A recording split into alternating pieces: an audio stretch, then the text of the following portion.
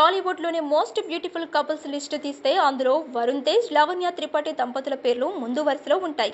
వరుసగా 5 ఏళ్ల పాటు డేటింగ్ చేసుకున్న ఈ జంట తమ ఇంటి పెద్దలను ఒప్పించి 2023 నవంబర్ 1న విదేశాలలో ఘనంగా పెళ్లి చేసుకున్నారు.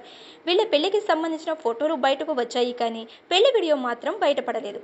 అది మా ప్రైవేట్ వీడియో, ఎన్నో మధుర క్షణాలు దాగి ఉన్నాయి, వాటిని మేము పబ్లిక్ చేయాలని అనుకోవడం లేదు అంటూ లావణ్య త్రిపాఠి గతంలో ఇన్స్టాగ్రామ్ అకౌంట్లో పేర్కొనింది.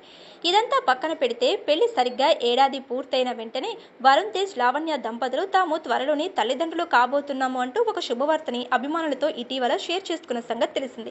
దీనిపై సోషల్ మీడియాలో అభిమానులు ఎంతో సంతోషం వ్యక్తం చేశారు. ఇకపోతే రీసెంట్ గానే లావణ్య త్రిపాఠి ఇన్స్టాగ్రామ్ లో షేర్ చేసిన ఒక క్యూట్ వీడియో ఇప్పుడు బాగా వైరల్ అవుతుంది.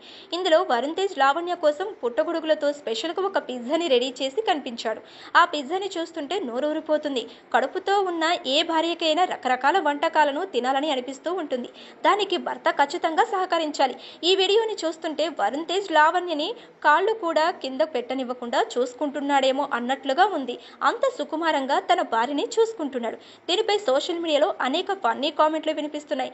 పాపం వరుణ్ భయ్య సినిమా షూటింగ్స్ కూడా ఆపేసి ఈ పని మీదే ఉన్నట్లున్నాడు.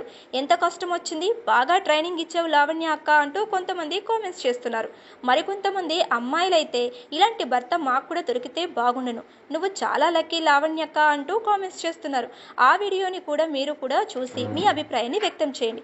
ఇక వరుణ్ తేజ్ సినిమాల విషయానికి వస్తే ఈ మధ్య కాలంలో ఆయన చేసిన సినిమాలన్నీ ఒకదానికి మించి ఒకటి ఫ్లాప్ అవుతూ వస్తున్నాయి.